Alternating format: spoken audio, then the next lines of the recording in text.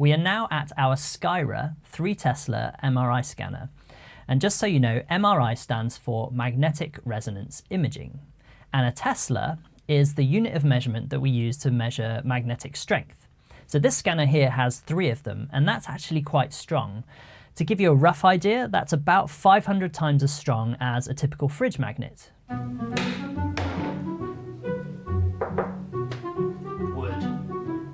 So you can think of an MRI scanner as basically a giant electromagnet. We won't go into the details of exactly how it works right now, except to say that we can use that strong magnetic field to create images of what's going on inside your head. Right, now that we've seen what the scanner looks like, let's talk about what kinds of questions it can help us answer about the brain. The most obvious question it can help us answer is, what parts of the brain are active during sleep? And if we know that, it gives us a clue as to what the brain might actually be doing during sleep. For a long time, we thought sleep was just a period to rest the brain and body and replenish energy resources. But with a type of MRI scan called functional MRI, remarkably, what you see is that the whole brain is active at different points during sleep.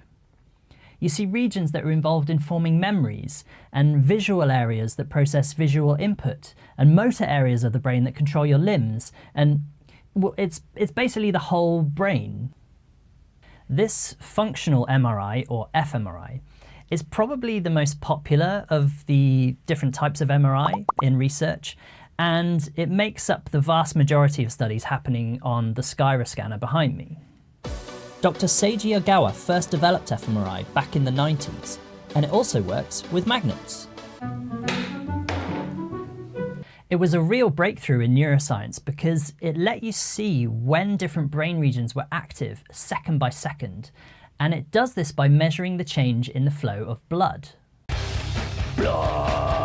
And the way that works is if we see increased blood flow to a certain region, it suggests that the neurons in that region are very active, and they need more blood to come in quickly and supply more oxygen.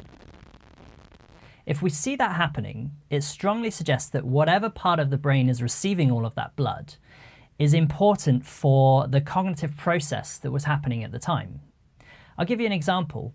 Let's say you're in the scanner and the experimenter asks you, "Please try to remember whether or not you fed your cat this morning." We would probably see activity in a region of the brain called the hippocampus, which is very important for processing memories. I'll give you another example. Okay, let's say you're in the scanner and the experimenter asks you to close your eyes and imagine a cat. We would then see activity in the visual cortex of your brain, which is at the back. And that's the part that's involved in processing the things you see and the things you imagine. Oh, and the things you dream, but we'll come back to that later. The really interesting thing is that while you're asleep, both the hippocampus and the visual cortex are active at different points during your sleep cycle. So then the question is, what are these brain regions doing during sleep? I'll tell you, but not now, in the next video.